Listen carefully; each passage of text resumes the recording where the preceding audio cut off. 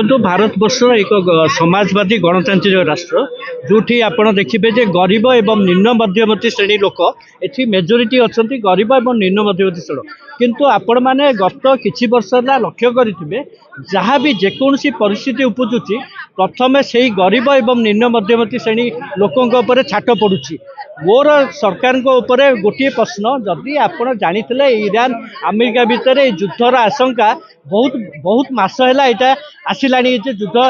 हो कौन समय किंतु सरकार यार कौन पूर्व प्रस्तुति करते जो आज चारिआडे सारा भारत में हाहाकार सृष्टि होती लोक मैंने गैस एजेंसी देखु तेल टांकी देखु लाइन लगे ठिया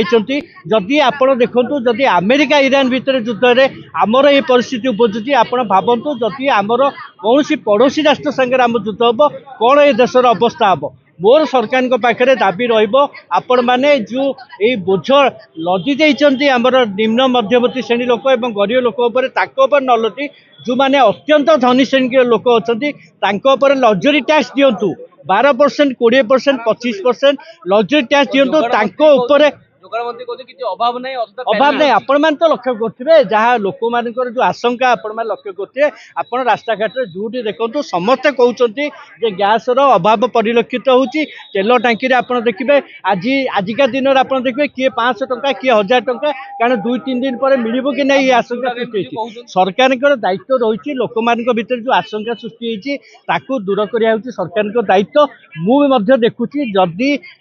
आगामी 4-5 दिन भितर जो तेल टांकी जोटा मध्य प्राच्य देश में अटकी रही जदि ये न पहुँचे आहरी भयावह परिस्थिति सृष्टि हम एपाई सरकार संपूर्ण भाव में दायी रही। वर्तमान सरकार आसिक 5000 टंका सुभद्रा योजना देदेले प्रति घरे घरे समस्त डिपेंड कर गैस उपर बर्तमान काठर अवस्था कहले नसरे आपण जानते काठ क्विंटाल 1200 टंका गैस देकर लोक मैंने समस्त चली पारुले 5000 टंका सुभद्रा योजना दे बर्तमान जो गैस दर टाक बढ़ईदे गैस बर्तमान ना डिपे ना बुकिंग बंद आम मैंने सब महिला मैंने हंससंत हो बर्तमान काठ भी मिलूना काठ बर्तमान एत सी तो श्वासत रोग हम कि जहाँ रोग हम काठ बर्तमान मिल ना तेणु समग्र घरे घरे खाली केवल महिला नुह छुआ पिलाठू आरंभ कर बुढ़ा बुढ़ी पर्यंत समस्ते खाद्य उपर निर्भर करती जदि गैस दर ये बढ़ी रही गैस न मिल